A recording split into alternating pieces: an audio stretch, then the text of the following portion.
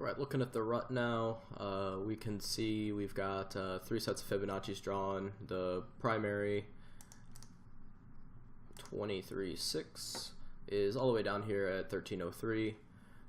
The secondary has crossed below the 23.6 but well above the 38.2, and then the tertiary has lost the 61.8 here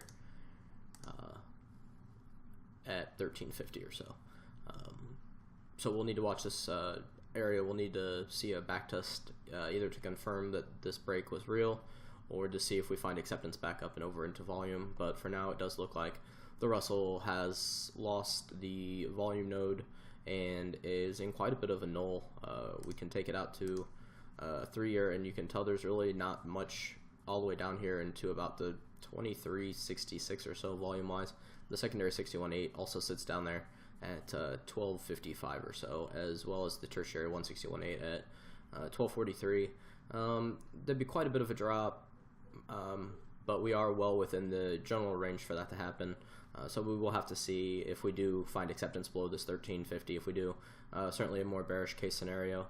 We have a previous supporting line here that's downtrending as well. As of the close on Friday, it was sitting at about 1331 and continues to trend down, as well as having a downtrend from the highs here at 1482 all the way down currently.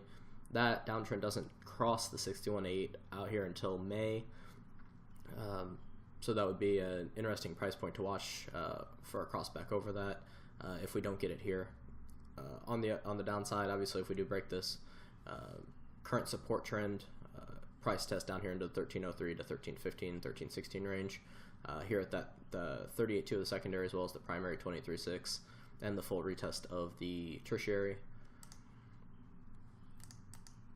And again, if we break below that, the 50 secondary 12.85, and then finally the full retest of volume secondary 61.8 and tertiary 161.8 at 43 to 55. If price is able to break back up and over the 1350, 1353 area and accept back into volume, we'd have to see what happens here at the downtrend. But while underneath this fourth term 61.8 at 1384, certainly more bearish behavior to watch than bullish behavior at this point. But certainly the 1350 area will be key here, I would believe. So if we do see that back test and then the push lower, seems a good case to get a little bit more aggressive short. But right now, just seeing the break, I wouldn't expect for much more than the full retest of the 100, as well as the support line here at the 1330 area.